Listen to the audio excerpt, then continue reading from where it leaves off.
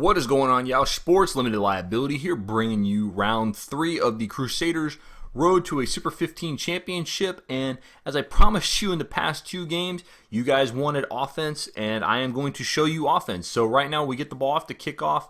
We did steal it from the Warthogs. We kicked off to them, but we did get lucky. The ball went just 10 meters, so we did pick it off and go with it. And right now we're going to work our way down the left side of the field, get the ball out of the wing, and that is kind of the one thing I work with in this game, guys, is this game, and I find it with a lot of games, you kind of tailor your style and how you normally would play something into a video game. So, you know, my style when I played on rugby with the different college teams and the men's teams I played with was we were always small in the pack. We had an undersized pack, so sitting in there and just pounding the big guys forward after repetitively really wasn't the most beneficial thing to do, and it really played not to our strength but usually to the strength of other teams. So what we did was we wanted to get the ball to the wings. We wanted to utilize the speed we had on the outside to get them the ball, and that's kind of what carries over to me as well in this game. So that's why you see a lot of times where I'm not keeping the ball inside.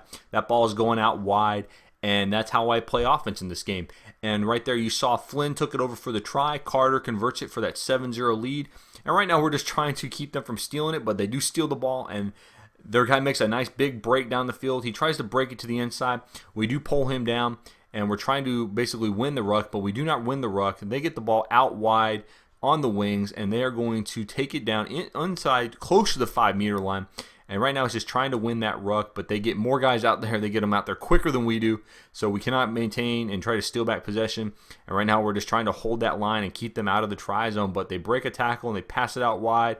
And there you go. It's just all about the overload and the numbers, guys. In rugby, if you can get that team moving in one direction and then quickly switch the ball back into the other direction, you will have success. And their fly half does convert the kick to put it up 7-7. So off of a scrum about 19 minutes into the first half, we are going to try and steal this scrum from them. So we do hold it up real quick, and now it's just about getting that timing right with those lines to push it back the other way. So here we go. We finally get it to where we lined them up perfectly. We do steal the ball from them, and here we go. Just as I said before, guys, I'm going to try and work this ball wide. I want to try and get those numbers out on the outside where I can get a 2 to 3 man overload, 1 to 2, something just like that, where I can get one additional guy and hope that I can just pop a nice little run. But there you go, they're winning that maul, so I decided to just break it out, and we're going to get it out to Guilford on the wing, and he's going to take it down close to the 5-meter. We throw a bouncing pass, but Whitelock picks it up and then gets tackled into the try zone, touches it down for the 12-7 lead.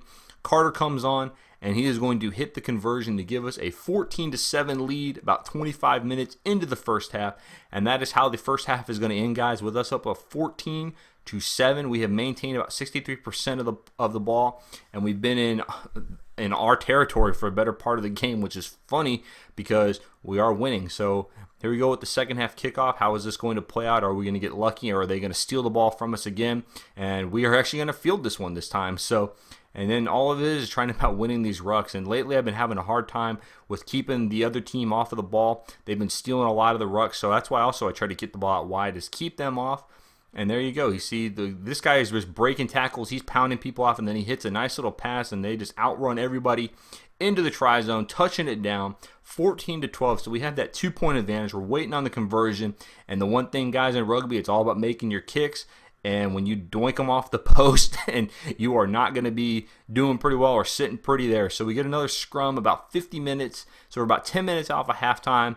And right now we're just pushing. We're trying to build that lead, because a 2-point lead is never safe in rugby, because all I got to do is hit a penalty conversion or a drop goal, and they are going to take the lead. So right now we're just trying not to lose the scrum. You saw right there where the Warthogs were making a nice push at the end, but we do get the ball out wide to Guilford, and he's going to try and break it up the side, and he hits McCaw back on the inside, who makes a nice pass to Reed, who then gets tackled, throws a kind of a bouncing ball that gets picked up by Franks. And now we're just going to start working it. So you can see some of the passing is sloppy. I'm getting really lucky with these bouncing balls that they're not going the other way. And then Reed gets it out to Carter, who is going to hit Guilford on the wing. And then we get lucky passing it back inside to Thorne. Again, getting tackled just outside that 5-meter mark, trying to push it. I'm not getting these second and third passes off that first phase, so the bouncing ball is occurring a little bit more. And then, as you see right there, we're just knocking on, but I get real lucky that McCaw picks up the bouncing ball and runs into touchdown to try under the post for a 19-12 lead. And with this conversion, it's going to pretty much kind of put the game out of hand. So now we are up by 9 points. So not only do they have to hit the try and the conversion, but they got to hope for some other points as well.